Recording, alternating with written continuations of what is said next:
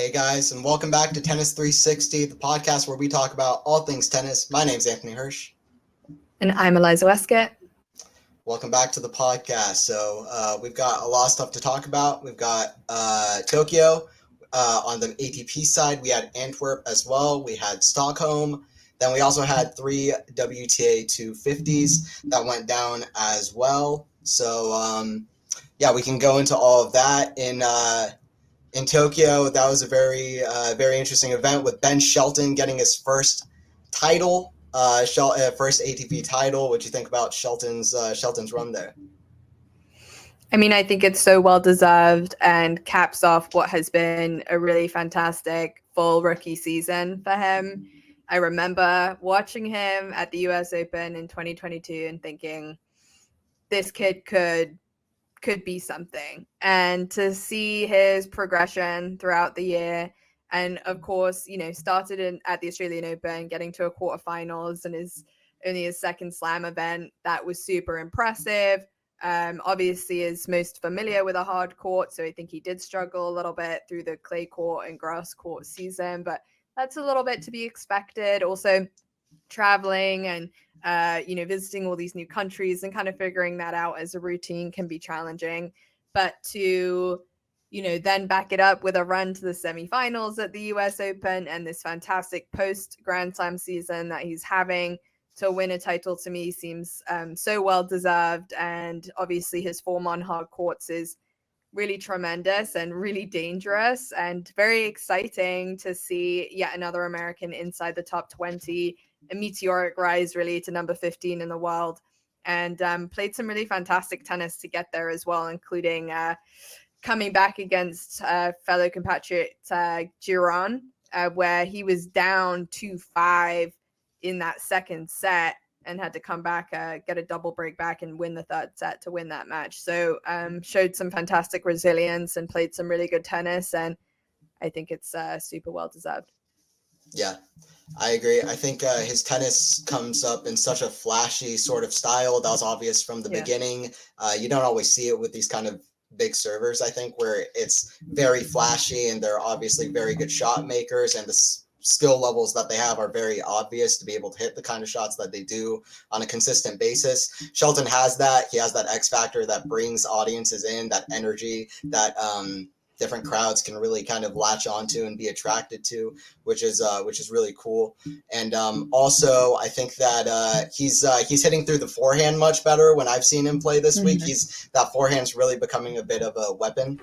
And then also, he's coming to net a lot, and that's not only is that great for his game, that's great for the game in general. It's great to see players coming to net and switching it up and not just hitting from the baseline, which is really fun. I'm really encouraged by what I see from Shelton. We have 4 Americans in the top 15 in the world for the first time since 1997, which is a crazy stat, and it shows where the state of American tennis is at the moment. And Shelton is exciting. It'll be exciting to see how he continues. Yeah, really well said. I think, with somebody who can hit 149 mile an hour serve, sometimes we would, put somebody like that in a serve bot category and not think that they have such a complete game that Shelton does have. And I think he's also another shining example of, college tennis and that experience, and playing both singles and doubles in that, really helps to make a player's complete all court game. And as you say, it's fantastic to see players who are willing to serve big, rally big from the baseline, and then also come into the net and finish points and actually seek those opportunities out. So, and I also think, another lefty inside the top 20, it just always throws a spanner in the works.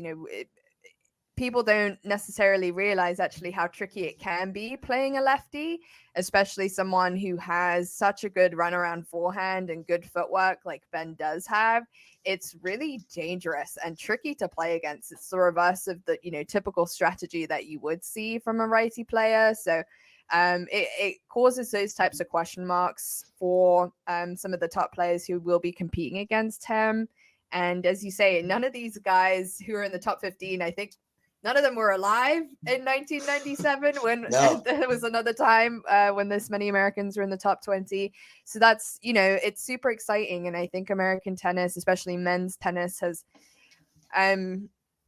had a little bit of a fall from grace over the last 20 years, and people didn't pay as much attention to it, and they didn't have as many storylines and players to talk about. And now we have really 4 really good players, really good options to choose from per se, and more coming up the ranks as well. And so I just think it shows, that these great cycles of tennis, and players coming from different regions of the world, and we see dominance for periods of time, and we see them go away and they come back. But it shows that the investment in men's tennis in the US is still here, and we're still able to produce fantastic athletes who are able to compete at the highest level on this tour. Yeah, I think that's well said as well. I think that it's so weird because it was hard to explain why Americans weren't doing particularly well at the times when they weren't. John Isner, I think, was actually kind of underrated, probably just because people probably didn't like his game particularly, with just his kind of serving game. But he got to, I think, 5 Masters finals, got a Masters title. He was constantly playing these kind of epic matches and going. I don't know. He had a good game. He had the serve, but on his best day, he beat, I think, the likes of all of the big 4 in his career, which I think very few players can say. But other than that, just the depth where it wasn't really there. Obviously, he didn't have a player in the top 5 in the world, but I think the main issue was the depth, really. It was kind of, what would you say, kind of gaping at you, the gaping hole in the rankings of where American players should be.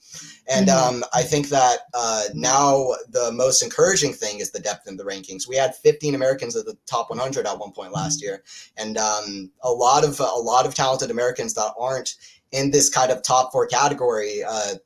Sebastian Korda is even a player right outside of those top 4. JJ Wolf is a good player. Mackie McDonald is a really mentally solid, good hitter from the back of the court. Maxime Cressy is another player you can mention, who's I think outside the top 100 and a bit wild, but he can play well on his day, especially on grass courts. So you have all of these players, and it's really encouraging the depth. I think it started at last year's Wimbledon, where a quarter of the round of 32 were Americans, and Fritz played that epic against Nadal, and then at the Fritz winning in Indian Wells was a big thing as well. Tiafoe getting to the semifinals of New York, Paul getting to the semifinals of Australia. So I think it's really encouraging the depth now, and Shelton is a big part of it, and it's really cool to see not just great American players, but flashing Americans like Tiafoe and Shelton. I think they're moving the American culture of tennis forward, and we've constantly had good kind of recreational sites, junior sites in America, and we've had these different resources to get players to climb up and finally get another Andy Roddick, Pete Sampras, Andre Agassi. It's good. We're finally seeing some level of success there. So. Yeah, for sure. It's tricky. It's like nobody did well in the last 20 years. The Grand Slams are wrapped up between 4 or 5 names. So it's hard to blame them when you're looking at what the competition was at the time. It just, there wasn't much we could do. And sometimes in sports, like, you need to go away to come back a little better. And I think you're right. I think Isner has been throughout his career a little underrated and a little underappreciated, especially from the American public. But we also know, how American culture is, and they love their winners, and that's who they're going to pay attention to. And if they're not winning slams, then the attention is elsewhere. So it's a tricky dynamic, but I feel confident that of the names that are competing now, that we will see an American lift a Grand Slam trophy in the next 5-10 years. I think 5 years probably. Especially when we think about the trajectory of where Djokovic might go and how that could really blow open, the field of opportunities for somebody new to pick up a slam title. And I think these guys are really hungry, and they're working hard, pushing themselves together to make a difference. I think Eubanks is another name that brings, a good head on his shoulders, good experience, good, mentorship for these younger guys. And again, as I mentioned, more examples of success coming out of collegiate tennis. I think, Division I tennis is a sport that's continuing to progress and improve and produce athletes who can go out on the tours and compete at the highest level, both at ATP and WTA. And I think that, that's testament to the fact that American college sports is the very best in the world, and they have the programs and the resources to not only shape these players into fantastic athletes, but they also, a lot of the players who come out of the collegiate system have a really good head on their shoulders in terms of, you know, their ability to handle media and press, that understanding of the world a little bit. You know, they've been in and around the classroom and furthered their education. Perhaps they have, you know, a little bit of a fallback plan should tennis not work out for them, or preparedness for life post tennis, you know, that kind of thought for the future as well. And so I think what's also impressed me about Ben is his, you know, he's kind of gotten a bad rap at times for his attitude and not being humble enough. But I actually think, like, when you listen to his press conferences and kind of what his MO is, he's a very normal kid who is gone out into the big world and had some, you know, huge success already. And his intentions seem really good. Like, in Shanghai, he was talking about how important it is to appreciate and say thanks to all the tournament organizers, from, you know, the very highest levels, the directors and stuff, to the people who are opening the door for him when he arrives in the morning. I think, you know, having the ability to be aware of that and thankful for that is, you know, something that a lot of other 21-year-olds don't express. I don't remember hearing that from Rune after his, you know, first deep Masters run. Like, that wasn't one of the first things kind of coming out of his mouth, as much as I like him as a player. So, you know, I think Ben's obviously come from a good family and has a good appreciation for not just the sport, but everybody who works really hard to make that happen. And I think his dad being a former player as well will help him appreciate that. And, you know, I think at the end of the day, that does pay back in rewards and tournament wins when you come in with a good attitude and appreciation for where you're playing. Yeah, I think that's super well said. Yeah, I think in general, Shelton has shown that he does have positive intentions about him. I mean, I think that it's quite easy to look at his kind of motions and attitude and actions on court and then point it as something that's negative or too, maybe somebody could say seeking attention, but that's just the way that people play in college. You play 2 years of college, and it's like coming out of that, it's like that's how people play, and that's how I don't know. That's how you got your friends calling out your name and getting invested. That's how you got the crowds riled up for you in college. And I think that the people on the tour just weren't quite ready for him. But he was like, you know what? I'm just going to be me. And I think he's so utterly himself that I think it scares some people off. So I think why do you think people are so bothered by that? It's a curious question for me. Yeah, it is a good question.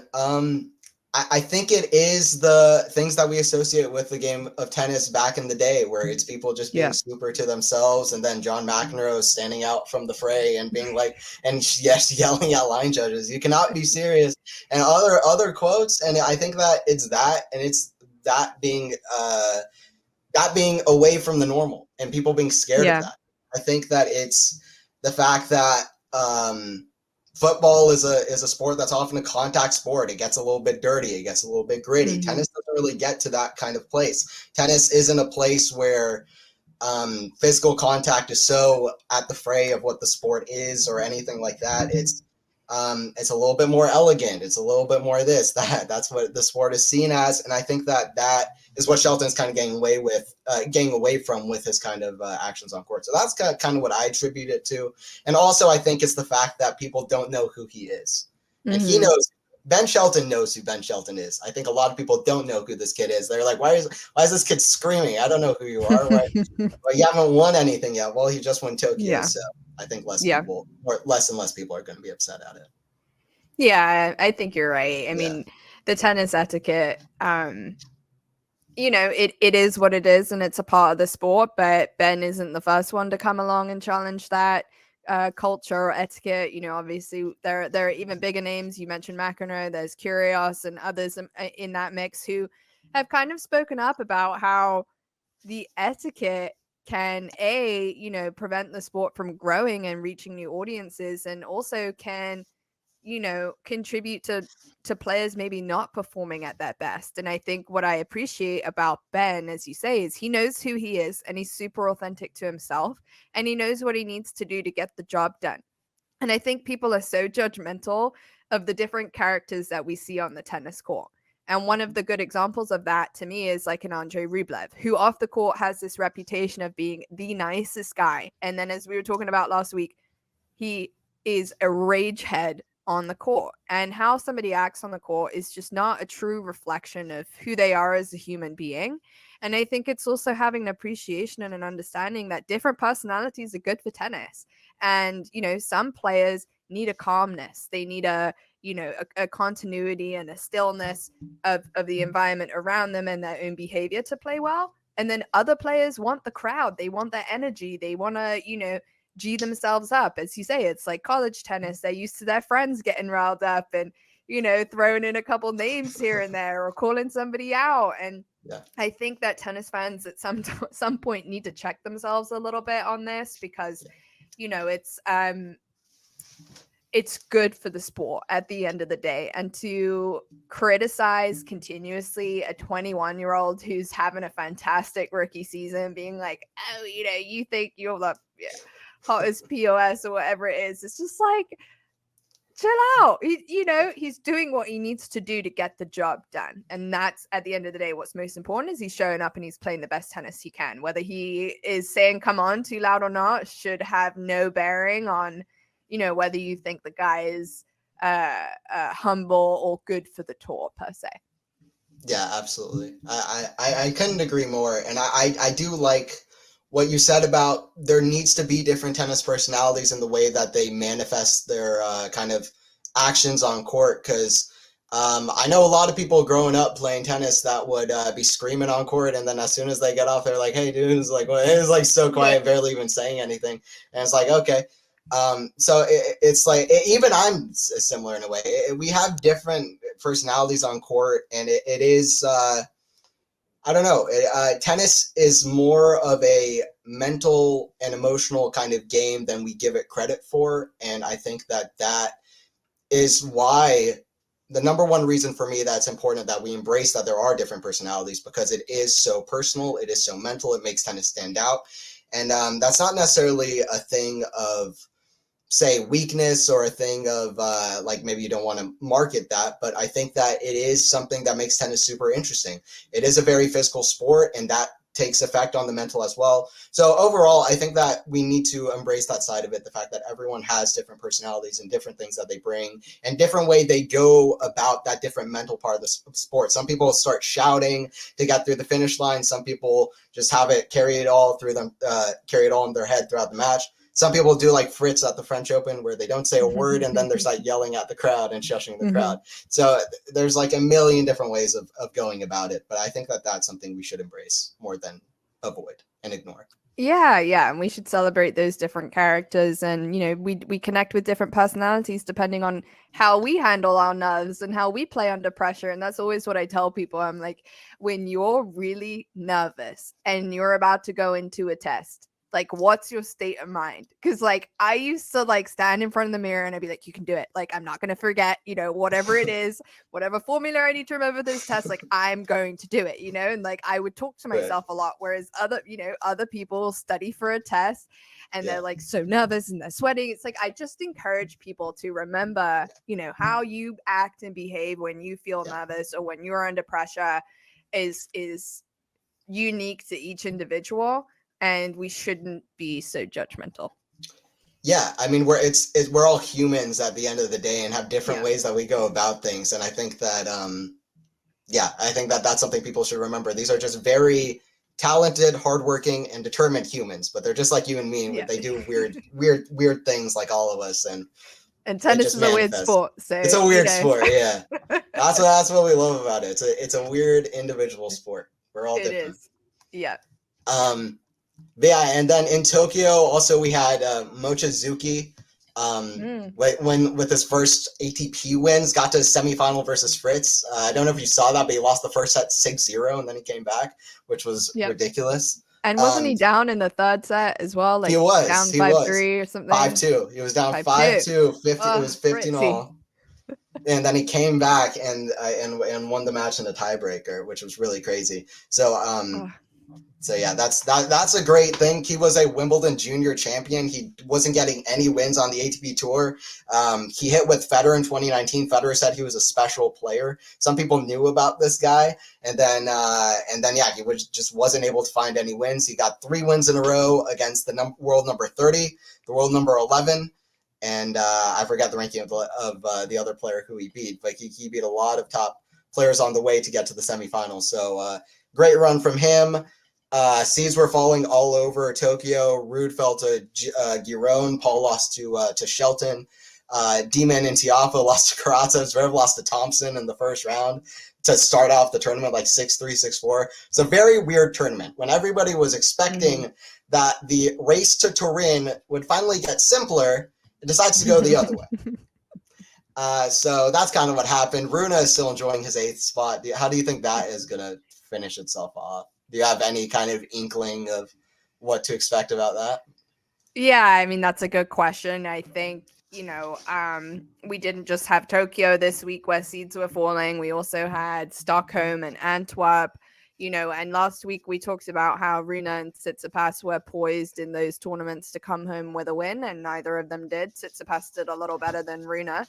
Rune lost. He got a bye in the first round, but lost in the second round to Kecmanovic. And I think, as I said last week, I think Rune, he just isn't fully physically fit yet. These types of back injuries are just much longer than one anticipates or expects, and I think one has to cut him a little bit of slack for that because it's a nasty one. But I mean, he certainly doesn't have the momentum, and he's playing Kecmanovic again this week, and I think he's the type of player that injects a lot of pace and can be hard to handle for someone who's fresh off of a tricky little back injury going on. So even though Fritz had a disappointing loss in Tokyo, and he really should not have lost that match. I mean, he was positioned on 2 circumstances to get it done, and he just couldn't. And that was points that he was defending from the previous year, and he needed that to really put a stake in the ground in terms of qualification for the ATP finals. So it has blown the door open again. But then again, as you say, everybody kind of lost. So we're still in a very similar position as we were last week, with little movement going on and, points still being on the line. So I think it's kind of what we had said of most of this will be sorted out over the next week and in Paris, to be honest with you.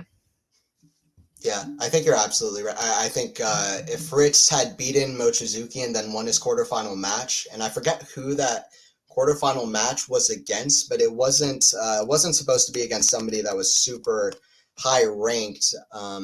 But if he had won both those matches, he would have moved up to the 8th spot in the race and move ahead of Rune.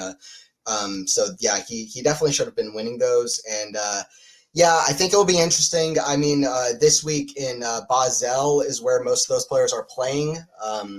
And we'll get to that later in the podcast as well with the upcoming kind of section. But I think like Ruud, Fritz, and then other players, Rune is in there as well.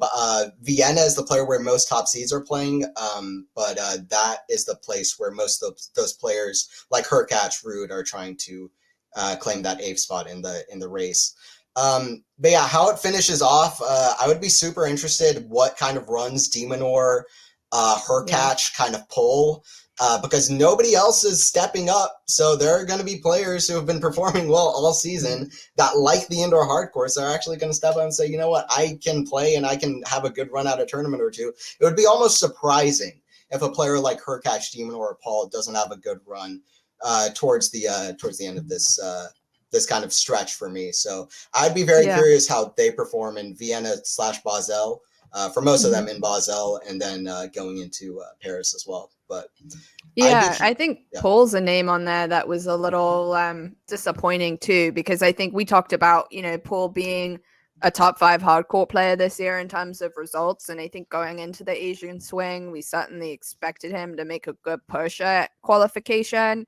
And he's just fallen short, and had a couple losses where obviously Shelton's a tricky player to play against, but Paul is the more experienced one. He lost to him at the US Open. I would really, want to see him put up more of a fight in a rematch like that and be able to, implement some different tactics and try some new things, given how strong his performances have been on hard court. And I've been a little bit disappointed with his Asian swing, but obviously he's still in contention for qualification. And so, he's really going to need to get his head down and focus over the next week or two if he wants to make that happen for himself. Yeah. I'm also not particularly ecstatic with him playing in Vienna, which has Sinner, Tsitsipas, Rublev, and it's not a great tough choice. It's a weird decision. Yeah. So we'll see how that all pans out though. And then that was kind of Tokyo, and then moving on to Stockholm and Antwerp real quick. Those were 250s that were at play. Gael Monfils wins his 12th title. 11 of those came in different seasons. And also he reached his 19th consecutive year reaching an ATP final, which is ridiculous. Only player to have more consecutive years is Federer with 20 seasons, 2000 to 2019, and tied for second is Nadal and Connors. But that was so Monfils is getting up to the top of that stat. But I think more important to Monfils than a stat like that is the fact that he can feel like he can still win a title at this kind of age. I think Monfils, after having his daughter, was almost even saying how he was pretty content with not playing. I remember an interview where he said, "I'm actually okay not picking up the racket right now," and I think that is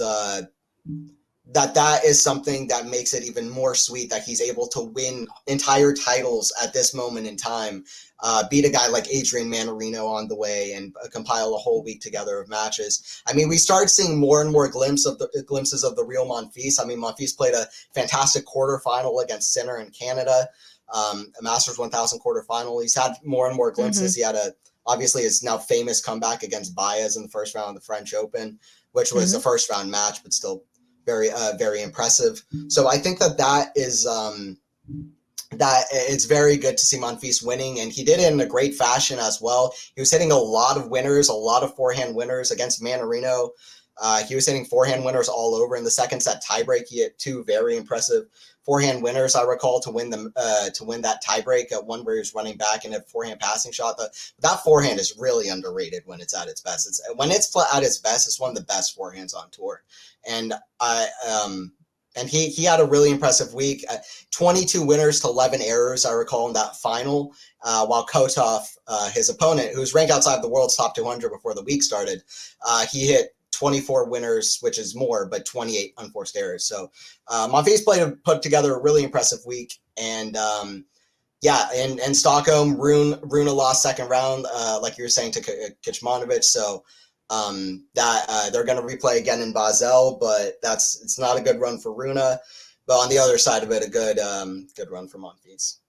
Yeah, first title as a dad, and I think the birth of his daughter also coincided with a couple, niggling, long-standing injuries for Monfils, and he sort of said, when he was coming back, he's like, "I'm one more big injury away from calling it quits," and fair enough. He's a little bit older. His body's been through a lot. We know that's kind of been the story of his career. Is just the physicality in which he plays takes its toll. And I think he recognizes, he's towards the end, and maybe that shifts the mentality a little bit. I mean, we've seen that in players like Wawrinka as well, who are just like, I just really love tennis, and I just want to play for as long as I can, and as long as I feel like I'm competitive, I'm going to be a part of it. Murray's another, name that sort of comes to mind in that era of players who are still going. And for him to pick up a good 250 tour title like that, and beat a couple good names in the mix and get it done with his mom, his wife, and now his daughter watching, I think that's really special for him. And obviously, 19 consecutive years making a final, that just tells you that he really is one of the very best players we've been blessed to watch over the last 2 decades. And it's sad to kind of think about that might be coming towards the end, but then he wins a title like this and you sort of think, okay, at least we know we're going to have one more season with him around, as long as he's able to stay healthy. So congrats to him, and must be a really special feeling to be able to achieve that after becoming a dad.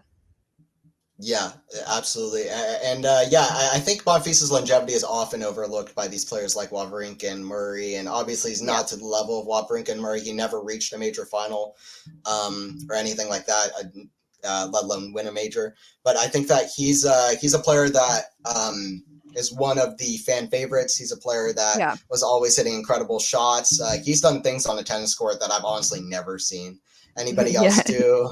So I don't know. It's that kind of thing that keeps you excited. And yeah, I don't know when he calls it quits. I guess it just came to my mind that maybe Paris Olympics would be some kind of opportunity, but I don't really want to speculate. The longer he's around, the better. So we'll see what happens. But yeah, Monfils' longevity is underrated. And longevity while still winning titles or at least reaching finals every single year. And that's not nothing. So shout out to Gail.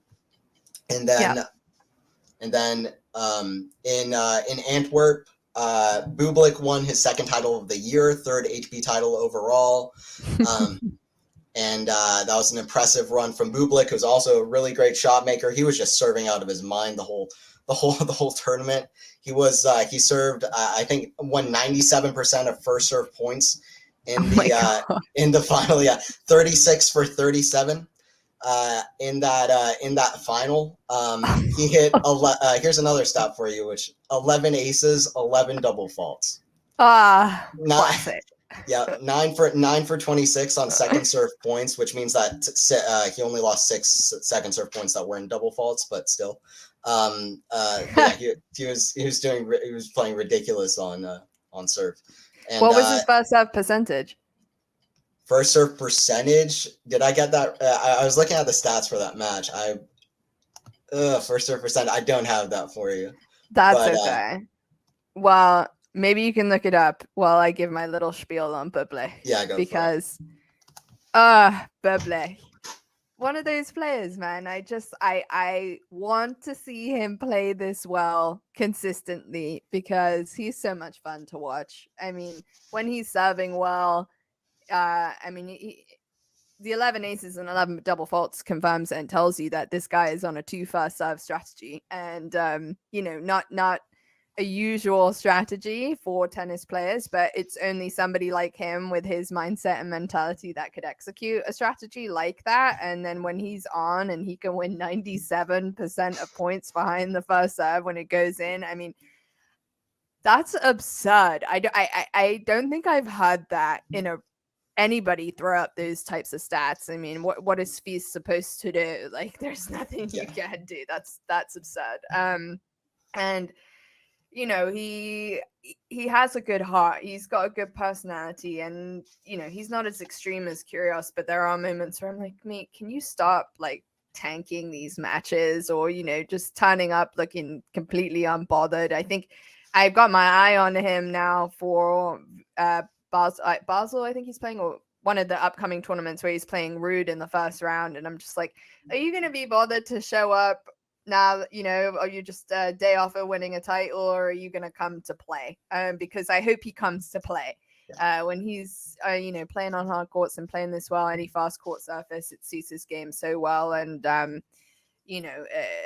when he's playing his best, he deserves to win titles. He just needs to show up consistently. Yeah, I would agree. I mean, his talent levels are obviously very, very high, like him on Feast. And I think that, it's one of these guys that you just wish they would show up week in, week out, because that would be better for us all. I think Fognini is an underrated name that people don't put in there, but he's super talented that just doesn't show up every week, and it makes you wonder about. I don't know. It makes you wonder in some ways how they kind of got up this high, but in another way, you just wish, okay, now that you're at this point, can you go even higher? Because it's obvious how good you are. And it just shows that tennis is made up of so many factors, and mentality is a big part of that. So that's definitely something that Bublik can lack at times. I wouldn't be surprised if he loses first round, even if it wasn't against a player as good as Ruud, to be honest. But just because he is so up and down. but we'll see. Again, like he's another example of what we talked about earlier in terms of different personalities. Fognini also being one of them. Monfils is a personality, right? Like they all play tennis a little bit non-traditionally, and neither of them or none of them really follow the standard etiquette. And look how much we love Monfils and appreciate him, right? And so, I think I put Bublik in that same sort of category in terms of that unconventional approach, except that, as we just said, Monfils has been far more consistent. Shelton is up in the rankings and seems to be much more kind of switched on week in, week out.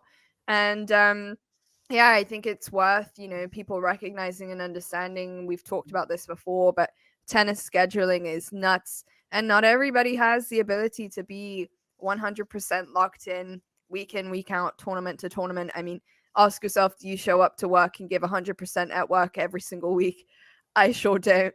I don't think any of us really do. And it's hard to do that. And especially when that's a physical sport and you're not really getting a break, and he's got a family and other things going on in life. And tennis can be, so freaking frustrating and difficult. And so, not everybody's cut from the same cloth in their ability to handle that pressure and be able to produce at the highest level all the time. And of course, as a fan, that can be frustrating because you're just like, I want more from you. But I think that's another reason that makes kind of watching these types of names fun, because you don't really know which side of their personality is going to show up in a given week. And it also makes them dangerous when you look at a draw and think, who could be a dark horse here and get a title. I certainly did not look at the Antwerp draw and pick Bublik as my winner last week. So, credit to him for deciding to show up this week and playing his best tennis. Yeah, that's true. Yeah, and winning 4 consecutive matches. Yeah, good for Bublik. And then we can move on to the WTA events real quick. There weren't a lot of top players playing. WTA 250s don't allow, I believe, top 35 players in the world to play at this point, top 25. But they don't allow some of the top players to play, which I think is a little bit unfortunate, because you got a week like this where the top seed was Kirstein, and she lost in the first round. So it's just been tough. But yeah, some of these tournaments that went down in Tunisia, Mertens beat Paolini 6-3, 6-0, defended her title, got her 8th singles title, which is, I think, a really underrated number. She also has 16 doubles titles, which is really crazy that Mertens is able to be such a good player, and yet nobody really talks about her. But her career high number 12 in the world, so she just hasn't consistently been able to perform season to season in a whole season. But still, she's a very great player. Won the tournament without dropping a set, which is pretty rare. Her rankings dropped a little, but she's finishing the season well, which is good to see. And then also in China, Siniakova made up for her loss in Hong Kong. She beat Boskova, saved 3 match points. She won 6-1, and then 5-7, 7-6, saving 3 match points. Really, really crazy. Do you have thoughts on that kind of final from Siniakova winning that? Really crazy. Yeah, it was a crazy match. Obviously, Boskova is a fellow Czech compatriot. I think Siniakova is a very intelligent player and has really used her knowledge of the game, in particular from doubles, in her singles game, and that's helped improve her over the last couple of years. And watching that match, it's not like either of them, are hitting the ball like a Sabalenka and, hitting the crap out of it. But when you look at the placement and the direction and the strategy for the points, it's really impressive. And their fitness and ability to kind of execute that at a high level across 3 sets was also very impressive. And to me, again, just shows like the variety in tennis and how different games and different styles can get the job done, and how also, you can lose a first set 6-1 and, look like you're going to get dogged, and then, show up and be competitive if you're able to reset and have a good mentality and a good approach. So, I think, that one will have felt even more sweet after losing the final last week in Hong Kong to Fernandez. And she will have kind of, wanted to get that title under her belt after taking a loss. So credit to her. And I think, like Mertens, she's a little bit of an underrated player at times in terms of her ability to execute on a specific tactical strategy. Yeah, I think Siniakova obviously is well known for her doubles prowess, all the titles she's won in doubles. But yeah, in singles, I think she's pretty underrated. She's won a title on all surfaces. I think that she's very talented player, hits through the court very well. So I think that she is underrated. She came back from a set down in the second set and the third set. I wasn't able to watch that match, but just hearing everybody talk about it afterwards, I was like, what happened there? What did Siniakova do? 3.5 hours. So yeah, that must have been a really crazy match. And then Transylvania Open. Just real quick, Tamara Korpatch had a great week and beat higher ranked player Ruud 6-3, 6-4 in the final. Surprise run from Tamara. And she beat some good names on the way as well. She beat Barrage on the way. She beat Sniger on the way as well. And then, like I said, Christea just hasn't been having a really good run recently. Do you have any thoughts on the Christea run and why she's kind of slowed down in the last couple of events?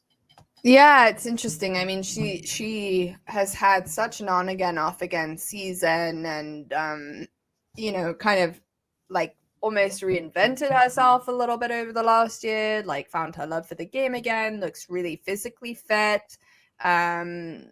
I think she has a new coaching team. I could be wrong on that, but, got up in the rankings, had a good run in Miami, and then obviously a good run at the US Open. And I wonder if her performance at the US Open, was she lost to Sabalenka or I forget who it was who she lost to. I believe that's right. But she kind of got blown out of the water. And it looked like in that match that the confidence was just getting sucked out.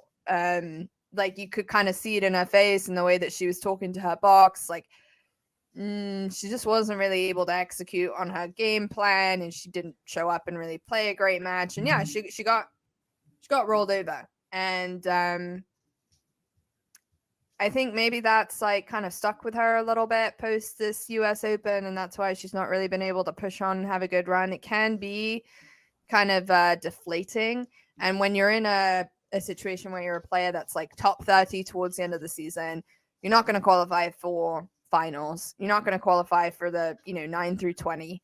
There's kind of the motivation for those types of players who are in that 40-30 zone is it wavers around this time of year because you're not really playing for much. And it did surprise me, though, when I saw her name on this draw list. Romanians are pretty patriotic people, and they don't have this huge, repertoire of tennis players that have come from the country. Obviously, they've had Halep and people like that, but they do get behind their players. And so I thought she would have, entered this tournament thinking this is one that I really want to kind of finish the year off on and win and, do in front of a hometown crowd, and just didn't show up, didn't look healthy, didn't look fully fit, I don't know what it was, but she's going to want to reset before coming back next year. And if she wants to kind of have another, good couple runs at some tournaments. Yeah, all good thoughts. Obviously, during the Sunshine Double, she was on and hitting really big shots, but then since then it's kind of not really been there. So she can find the game again. But then, without further ado, are you good we can head into the power ranking? All right, and now for the kind of power rankings section of the podcast. So we didn't have a lot of movers on the WTA side, just because the tournaments this week, that, like I said, there weren't a lot of top players playing, and they're all 250 events. So on my side, I didn't have any movers. I saw that you put Jing, though, at your top number 10 spot. Oh, that was an error on my part. I had her okay. in last week after Gotcha. a title win in Zhangzhou. Yeah, I also had no movers on my WTA side. Okay, got you. Yeah, so it's kind of the ATP. The ATP side kind of moved the most, obviously, because Tokyo is a 500, and then we also had two 250s, Tsitsipas, Rune playing, some more top players playing. Even the men's side didn't have that many movers, but yeah, just talking about some of the movers there. Shelton moved up. Shelton moved up to number 6. I was a little bit hesitant to move him up. I had him at number 10, but yeah, he's proven that he is really playing at a very high top tier level at the moment. I think he's won 13 of his last 15 matches, 14 of his last 16, something crazy like that. So hats off to Shelton, because he's really shown that he's a real deal. Beat Tommy Paul this week. He's been beating some top guys, and to go all the way out of 500 isn't easy. Yeah, Shelton moved up 2 spots on your list as well. Yeah, I thought he said something interesting as well. When he was playing in Tokyo, they asked him about tired legs, and he was like, well, I lost a lot in the middle of this season, and I'm not as tired as some of the other guys, which, now that I think about it, does also come into play when you are losing, first and second round of a lot of your tournaments in that middle section of the year. You're doing a whole lot of flying around, but you're not playing as much as the folks who are making deep runs at the back-to-back Masters and how tight the slams are together. And so I think, again, it's another reason why somebody like him is able to have a good run post the Grand Slam season, especially on a hard court. And yeah, he's kind of got nothing to lose. He hasn't got the pressure of trying to make qualification. So I fancy him to continue to do well over the next couple of tournaments before the end of the year. Yeah, I mean, he's running with a lot of momentum. It seems like he definitely is a streaky player. I mean, just judging from his very early career of the fact that he reached the Australian Open quarterfinals, then couldn't win 2 consecutive matches in a row, then got to the semifinals of the U.S. Open, quarterfinals of Shanghai. He seems pretty streaky, and he's running on good momentum at the moment. So, yeah, I'd watch out for Shelton as well going into the next events. And he said after the tournament ended, he's not tired because of how the season panned out to be. He wasn't playing a lot during the middle section or much after between Australia and New York whatsoever. So he said he's not tired and he's ready for the indoor swing. So that's good for Shelton, who will have a tough match against Sinner in the first round of Vienna. But yeah, and then for me, Dimitrov went down, but not really for fault of his own. Shelton moved up.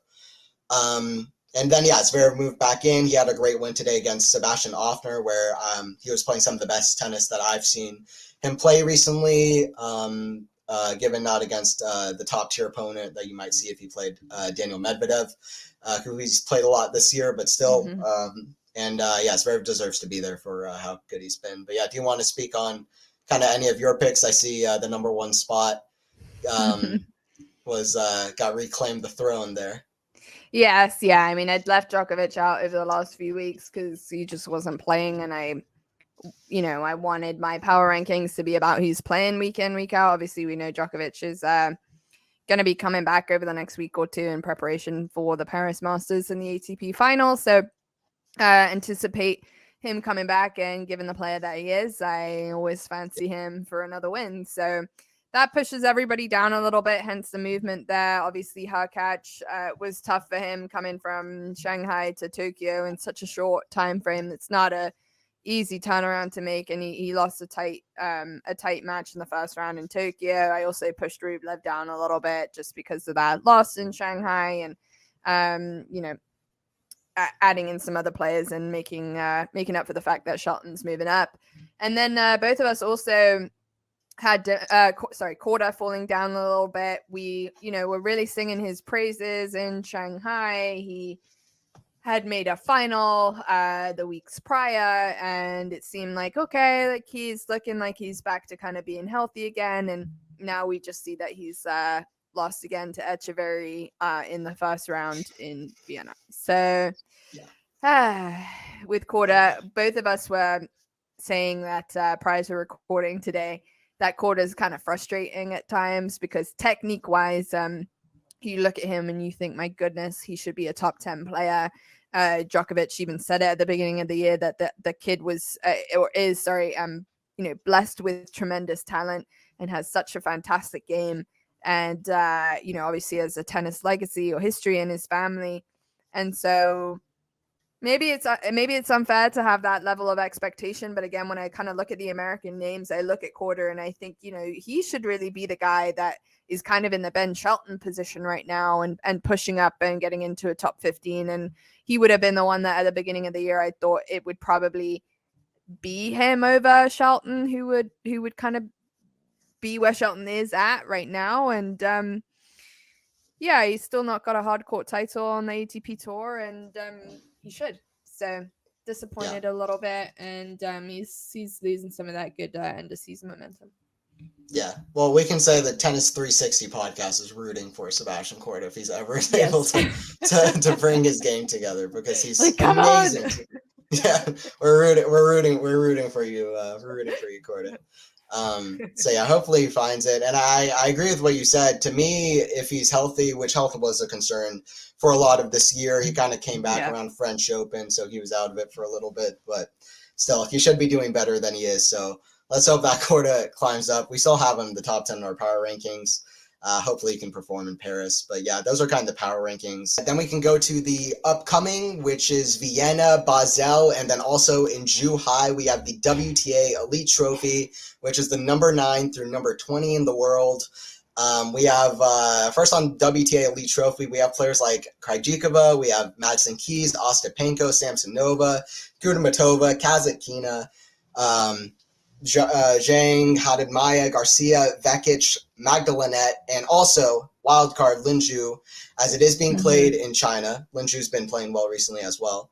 Got a title about a month ago. So, but yeah, those are some exciting players, some informed players like Krejcikova, like Samsonova.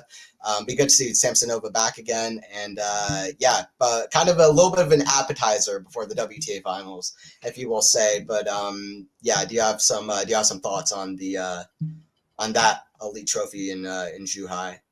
Yeah, I do have thoughts, mostly related to the marketing of this event, because again, before this podcast, I was looking at tournaments. I was like asking Anthony, I was like, what is this? Like, why does it say finals? And like, why is it in Zhuhai? Like, I'm confused. So the marketing of this event has been really poor.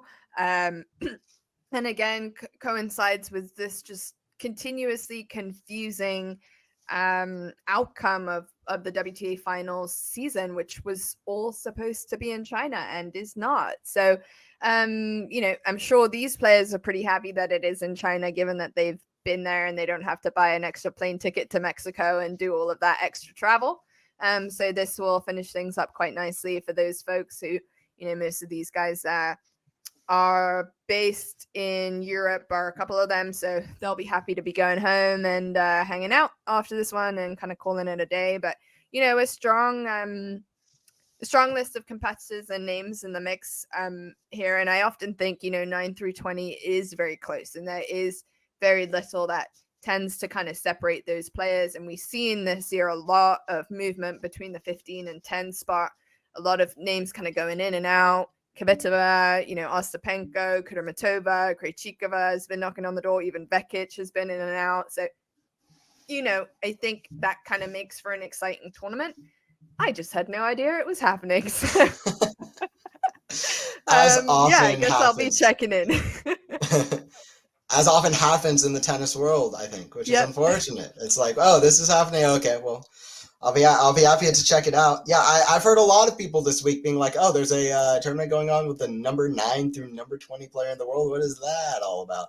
And it's like, these are some of the top players in the world playing this huge event. And it's really unfortunate. Like you said, the placement of the tournaments is very strange as well. And there's a lot about it that is weird. Although I will say I do love the concept of the tournament to have the number 9 through 20. This is an idea that I've actually thought about before, where I was like, wow, there's some players that barely miss out on the WTA finals, ATP finals, that I would personally love to be able to see again, finish off their seasons. It does always feel a little bit anticlimactic to have somebody like Krejcikova and her season in a tournament like in Beijing, or have an ATP player like Tommy Paul finish their season in Paris. It's like it'd be cool to have a ATP Finals tournament on the ATP side as well, but it's good that they have it on the WTA side. I just wish that they'd market it in a way that makes way more sense, where people actually know about it and are excited about it. So yeah, because it's a good preliminary kind of run up to the WTA finals. I think, as you said, it's a really good idea. It's really interesting. And in my opinion, it would make the most sense if it was at the same venue as the WTA finals. You know, you make it a kind of 2-week event that gives so much opportunity for fans to come and, you know, really turn it into something that's a little bit bigger. And, you know, maybe they split it up in different venues for, you know, different audiences and different crowds. But my gut feeling says that it's split up because of, you know, mismanagement and poor organization and all sorts of other reasons, not intentionally done that way. But I think it's a fantastic idea. And, you know, the WTA doesn't end on a Masters like the ATP does, although I would agree with you. I think it would be interesting to see, you know, the losers bracket, the folks who are out of the top 8, they should joust it out. Or maybe if they win that tournament, they get a special entry into the final, into the ATP finals. So you could, that could be kind of a fun way to mix it up. Like if you win that tournament, you get to play one more week. I just have one more, like what happens to the number 8 player? Are they just gone? You know, they're just whooshed out, canceled. Muka, you're out. You got to the Roland Garros final, you're out. No more. Kajiko won in Juhai. Your number 8 spot is not safe. No, I don't know. Maybe you could do some clever math with how you do the groupings or the pools. I don't know. Yeah. Or something. But it would be an interesting way to stage it. Your final opportunity. Yeah. Yeah, so I mean, I think it's a cool concept. We'll see what exactly happens about it. I just wish it was marketed better, but that's cool. That's going on. Then also Vienna Open. So I would, like I was saying earlier, I think in the podcast as well, I would kind of market the 2 tournaments like this. Vienna, top player central. Outside of Alcaraz and Djokovic, we have Medvedev playing, we have Sinner playing, we have Zverev playing, we have Tsitsipas playing, we have Paul, Tiafoe, Kachanov, Rublev is playing. Like these are a lot of top players playing. There's some good matchups as well. Tsitsipas takes on Team tomorrow. David will be covering that one for you tomorrow as well, so you can join in for that live stream. I'll be covering the Musetti-Dimitrov match tomorrow as well, which I also think should be fun. All one-handed backhands. And then also you have Shelton taking on Sinner. Yannick Sinner, that's a flashing match if I've ever seen one. And then also Francis Tiafoe taking on Dan Evans. So Vienna looks stacked. And then the Basel Open, not the top players, but all of the players in like the kind of number 8 spot through number 14, the players which kind of have a chance outside of Tommy Paul, who decided to play Vienna, which I kind of question a little bit. Idiot. But, yeah, idiot. Yeah, it'll be tough for Hurkacz to really to compete with the top names there, because Hurkacz, Demonor, Fritz, Rune, Ruud, they'll have better chances in Basel facing off against each other than facing off against the likes of Medvedev, Sinner, and Zverev, which might be top 5 names on the year. So yeah. It's I think that's how I would market it. And in Basel, you have rematches of Rune Kecmanovic, Jari Manarino. Purcell is an interesting name. He takes on Fritz, and then also Casper Ruud taking on Bublik. I'm really interested by this Basel tournament and how this pans out, because it does have so much on the line. I'm kind of wondering who's in the most form, because it doesn't seem like Fritz and Rune are in any kind of desire of picking up their level. Like they're just kind of on the ground at the moment. Hurkacz is a name that I'd be more interested off of, obviously after winning in Shanghai and then being tired, I would assume, the week after. And then also maybe Demonor, maybe so we'll see. But that's a tournament that I have my eye on. Do you have any thoughts on kind of Vienna Basel before we move on? I'm curious by how these pan out a little bit. Yeah. Tiafoe must be so mad he's playing Evans again. He hates playing Evans. And to be honest with you, I would hate playing Evans too, because he's so good. He is so good. I think he's underrated for sure. You know, he can be a little bit of a hot case, but I mean, he's given Alcaraz a run for his money twice. Obviously, he beat Tiafoe in DC and then ended up winning that title. So Tiafoe he's not had, any good momentum really since he made the top 10 after Queens and post Wimbledon and US Open. It's just kind of all been a bit downhill since then. So he must be kind of frustrated to see Evans's name in the first round. That's a name you don't really want to see in the first round because he'll be tricky.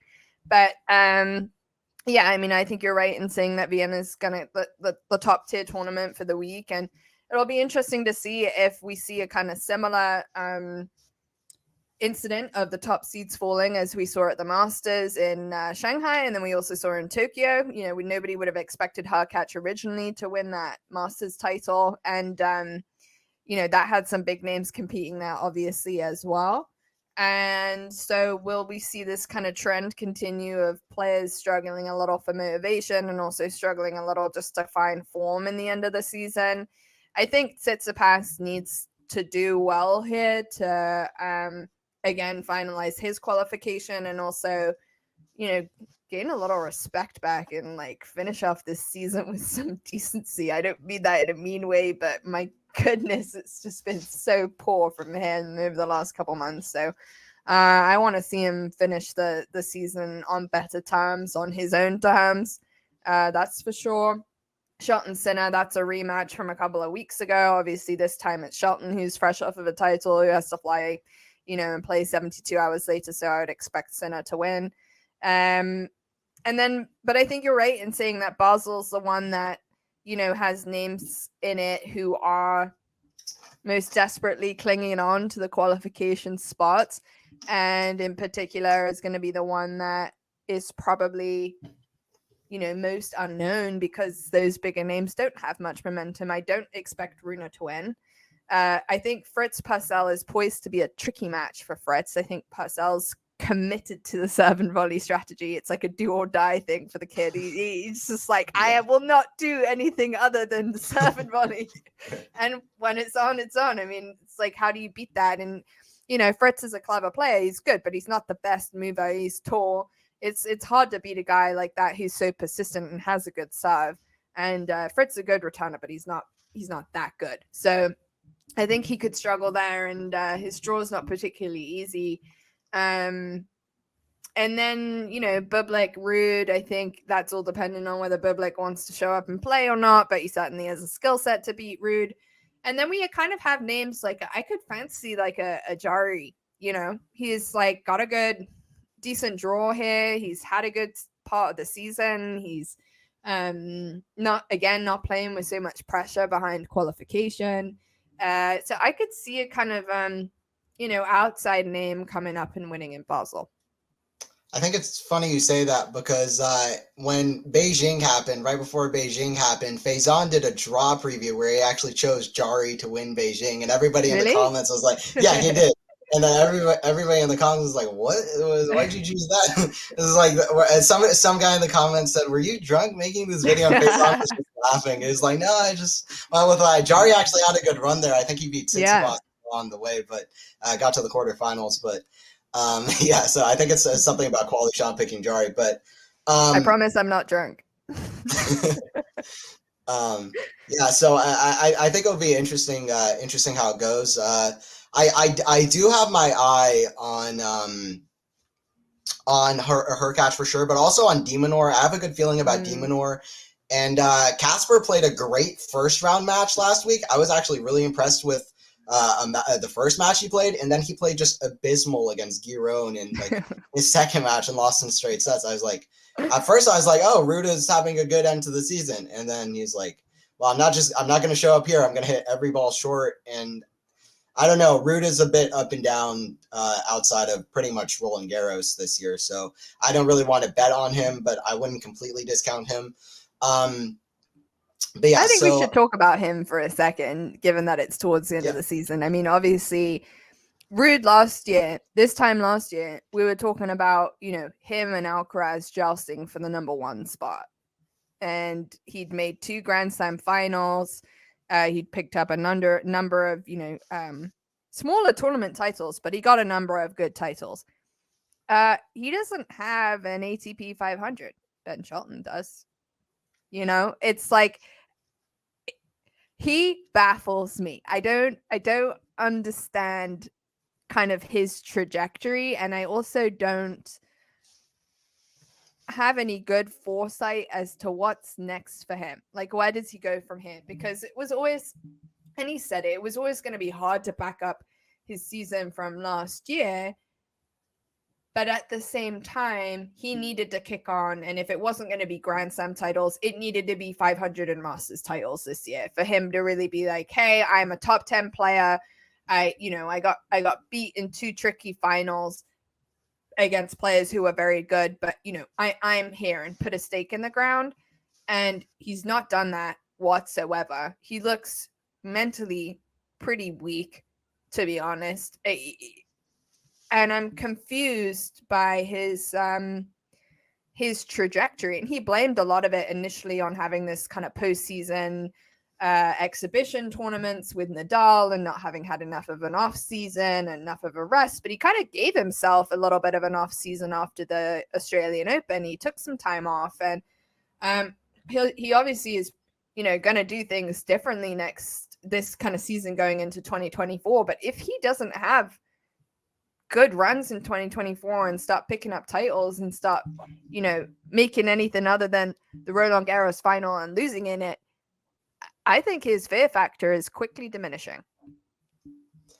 Yeah, the fear factor, I think even last year wasn't that high just because he wasn't beating a lot of top players in the titles that he was winning or in the finals that he was making, the big finals.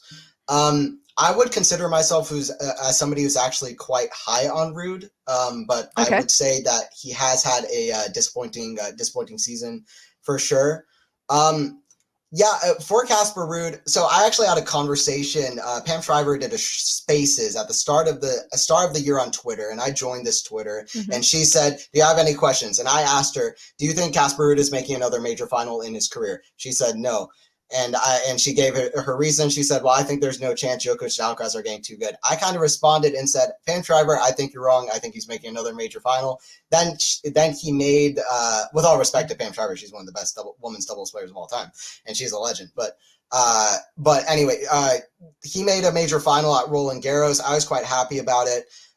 But now I expected him to get to the final Roland Garros and then start picking up momentum after that, and he just hasn't really been able to do that. So I think it is a weird case with Casper Ruud. He's definitely overachieved in his 2 major finals that he's made so far, even though he did back it up also with a Miami final, with a final on fast indoors, beating, I think, the likes of Ogier, Aliassime, Rublev, and Fritz on the fast indoor courts there, even without a top-tier serve. So I think Casper Ruud,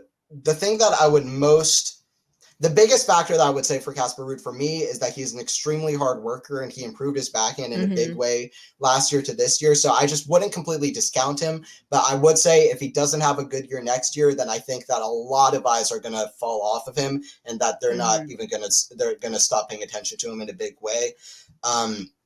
But I do think he's such a hard worker, and I think he is extremely talented, even though he's not flashy. He just uses that kind of talent to be extremely kind of effective on court. Kind of reminds me of an Andy Murray, where if you watch him on TV, he doesn't look anything special, but if you watch him in person, it's obvious how impressive all his shots are, and it's obvious that he uses a lot of talent to play the way he does, very creative on the court. Very smart. So I think in some ways I'm very high on Ruud, but in other ways he needs to perform well next year for players to have any kind of fear factor towards them. So we'll see if he does. So let's pose the question for 2024. Do you think he'll make a Grand Slam final next year? That's a good question. Do I think he'll make a Grand Slam final next year? My best bet is no. I do not think he'll make a Grand Slam final next year, but my biggest hope for Casper Ruud would be that he doesn't make a Grand Slam final, but that he wins an ATP 500, that he makes finals of Masters, that he wins a Masters tournament. That would be my kind of hope for him, and then hopefully at some point in the future he can make just one more Grand Slam final, maybe even win it at the Roland Garros, for example. I don't really see him making a final somewhere else like the US Open. So although anything can happen, but I just don't see it. So yeah, I mean, I think that's where it gets tricky too, right? Like when you're ranked all of a sudden those draws to get deeper into the final get trickier earlier, or deeper into a tournament. So, I think that's where my concern is in terms of his trajectory. When you see a ranking fall like he's had from last year to this year, and, not only does that kind of have a mental toll and a confidence hit, unless he's able to reset and be like, you know what, forget about 2023. I proved to myself and everybody else in 2022 that like I can be up here and I can compete with these, really strong players. Yes, the players around me are getting better, but so am I. As you say, I think he did make huge improvements on his backhand. He is a super hard worker. He's going to go, away in the off season and continue to improve and work on himself. I think that's a given with Casper Ruud. But that's where I get stuck with the trajectory. Is like you can continue to improve, but as you say, he's not got a kind of top class serve. The ranking isn't up there. You see some of these other names who are up and around and improving, and you sort of think, like, I don't know if I fancy you to beat a Fritz or a Hurkacz or a Shelton or any of those other names that are in and amongst, the 15 to number 5 spot. And he's sitting in right around that level.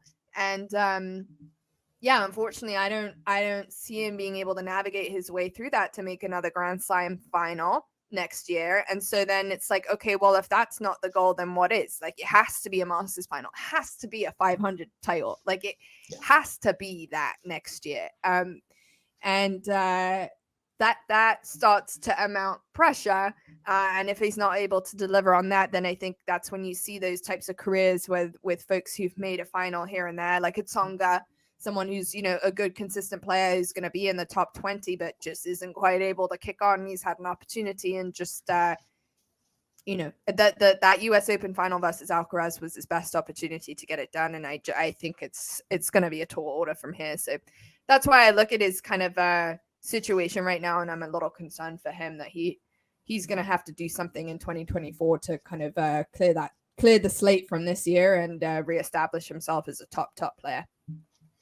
Yeah, I totally agree. I think especially off of clay courts, he would have an extremely tough challenge to beat one of those players in the top 15, let alone 2 in a row on a hard court, especially on a fast hard court. On clay court, I fancy him a little bit more. I think that he is he's a player that I thought was playing at least top 10 level, in my opinion, probably top 5 level for the semifinal and final for Roland Garros. I thought he was playing very good level with the pace off the forehand consistently was extremely impressive to me. The way he was working the court and being able to dictate actually was quite impressive to me. And he can get away with the serve most of the time just because of how high percentage it is and how he can hit his spots. So like I said, I think he's talented, but it's all about 2024, right? He needs to figure out 2024 and find the results there, or else he's gonna fall out of it, I think. Yeah. And then so those were kind of it's interesting to talk about Ruud. I don't know what to expect from him. But yeah, we'll see next year. And that's kind of the upcoming section. Like I said, Ruud is playing in Basel, and then a lot of these other guys are playing in Vienna. Tsitsipas team tomorrow. That should be fun. That's in Vienna. So that's kind of what's happening. And then on to the culture section, if you want to take that over a bit. Yeah. So a number of you have messaged me about this, and I haven't kind of made an opinionated statement or anything on this yet because news is still coming out. But essentially, news broke over the last couple of days that there is a serious consideration of a merger between the WTA and the ATP. And we knew that conversation was kind of happening in September, but now I think it's the president of Kazakhstan's tennis federation has come out and made some pretty damning remarks about the WTA's financial situation, saying that they're just a couple of years away from going completely bankrupt. And that being kind of the main reason behind the ATP considering a merger. Because prior to kind of more information coming out, a lot of the, I guess, consideration or thought behind a merger would have been to kind of tackle the possibility of a live tour type of situation, live golf type of situation with tennis, and needing to kind of have some one tied up product that would make it harder to compete against, or set up an alternative tour. But the optics of this look really bad for the WTA. And I think what's also really frustrating, to me at least, is I don't believe that this is a reflection of where women's tennis is right now and the product of women's tennis. But unfortunately, that's probably where the conversation is going to go and what a lot of people are going to comment about, which is like that, very typical, oh, it's because nobody watches women's tennis. It's not true. Okay. I refuse to hear it. I think for me, it's when we look at situations where women's leagues, sports leagues have failed, such as the WSL going broke twice and the WNBA having issues financially, a lot of that had to do with poor management, mismanagement, poor, kind of organization structurally, and an ability to package the product to sell it. And to me, that's exactly the issue. And, even Maria Sharapova came out a couple of weeks ago and was like, tennis has a marketing problem. And here we are talking about a tennis tournament with the top 9 through 20 players that we don't know about.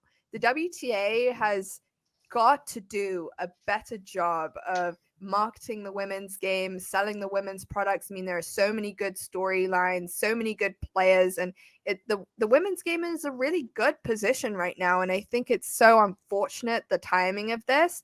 Obviously, some of it probably has to do with the boycott in China, and they lost a lot of money as a result of not competing there. But I'm finding it hard to believe that that's the only reason why they're in financial trouble.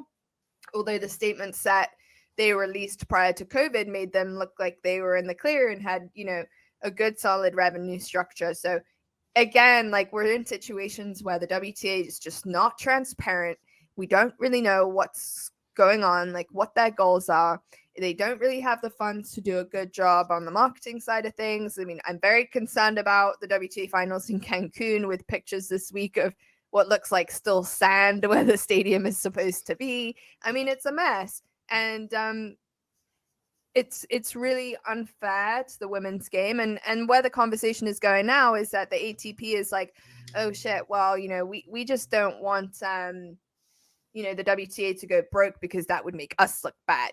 So that's why they're seriously considering a merger. And they recognize that it would be a financial loss for them, or in a way they would be subsidizing the WTA, and they would need to package rights and sell them in that way. And, I've been an advocate for a merger anyway, because I think that that's where tennis always should have been. It was a plan B to have a separate tour when you look at like what Billie Jean King's vision was for women's tennis. And to me, it's the same sport. They travel all around the world. They go to some of the same tournaments that, players need the same looking after and the same, types of care as, the men's game does. And I also think it's just way easier from a fan perspective to have everything in one place, right? Like, we want to be able to watch all the tours on Tennis TV, and we want to have it all in one app, and we want to be able to know, what tournaments are going on when. And I generally think that when women's tennis is on and you show it side by side with men's tennis, like, people are checking in and paying attention to both. And, you're not charging different ticket prices for different, men's match versus a women's match when you're turning up at some of these joint tournaments. So again, like, I'm in favor of a merger under the conditions of, like, this is to grow the sport and to further the women's game. And unfortunately, I fear that this conversation is going to turn pretty negative and be about, oh, the women's game is broke because the product is bad and nobody watches women's tennis, and now the ATP has to subsidize, and why should the men lose money and their retirement fund because they got to look after the women's game. I think that's such a negative narrative, and I'm very disappointed that we've come to this place, to be honest. Yeah, I would agree with everything there. I think that was well said. I mean, it makes very little sense to me that as soon as a statement like this comes out, only the negative seems to be thrown on the women's game rather than all the crazy positive that there is. Well, first, just straight straight comes to my mind is the kind of amazing rivalries of Sabalenka versus Swiatek in Madrid final, and how that got social media talking just as much as any men's match. Sabalenka versus Rybakina at the Australian Open final, the hard-hitting back and forth. And nobody was saying, oh, this isn't as impressive as the men's game. People are saying they are slamming the balls back and forth. I love watching this. This isn't to me, it's not. To me, the impressive part of the women's sport, how you connect to the players, it's not much different from the men's game whatsoever. And it makes very little sense to me as well. And I think the women's game can be marketed so much better. I mean, also, so many times the WTA would put the women's final at the same time as an ATP final, which makes very little sense. And it's like, well, you're genuinely making somebody choose which one to watch, or they can put it on 2 screens. But it makes very little sense. It should be marketed in a way that is clearer, where people can have better access to the women's game. And a lot of it will come from a place of misogyny, probably, which is unfortunate, especially on the internet. And then also just come from people who are ignorant and don't understand the positive sides of women's tennis, which there clearly are any. And if you want to see them, just turn on Jabor Sabalenka at Wimbledon semifinal and the amazing things they can do, and just open up your mind a little bit to the mentality that's being at play, the athleticism for 3 hours of this. So it's almost astounding to me that that's where it would go to. And overall, I don't think it's reflective of where the women's game is at the moment from my perspective. Hopefully that's not entirely the case. And I just think, to me, it makes sense to merge the tours, especially because they're playing at all of the same places. Like, so many of the tournaments are at the same locations. They're even called the same. So as a fan of men's tennis, as a fan of women's tennis, I would like to see them merged, and I would like to see more people open their minds to understanding the positives of women's tennis and not always throwing it under the bus, because anybody who's watching it with their eyes open should be able to understand what it is in my opinion. And I don't think that should be seen the negative light that it was seen by a lot of people this week. Yeah. And if anything, point fingers at the leadership and the people who are in charge, because it's not the players who make these types of decisions, right? It's not a reflection of them. And it's a good enough product to be able to sell, and they just haven't done a good job at it, and we see that in proof of how well the WSL is doing right now, how well attended the WNBA finals were over the last week, right? And how many people paid attention to that. And in general, we see in Europe 90,000 people turning up to watch women's soccer. We see 90,000 people in the US turning up to watch women's volleyball. Like, women's sport to me is not the issue. I get that when it's the top men's players in the world, it's a different game. It's a different sport, and there are going to be some people who have a strong preference for one or the other, but that doesn't mean that they're not dabbling in both and engaging in both, and that they're not paying attention to some of the storylines on both sides. And as you say, if there's someone who's like, I really like watching the big hitters on men's tennis, well, then you're probably going to like watching Sabalenka versus Rybakina, because it's the same thing. I mean, Sabalenka's average forehand speed is literally up there with men's average forehand speed, right? So it's I'm just very disappointed, because I don't think the women who are, the top players right now deserve this type of narrative going around, because it kind of makes it feel like, oh, post Serena, women's tennis is nothing. That's how this kind of makes it feel.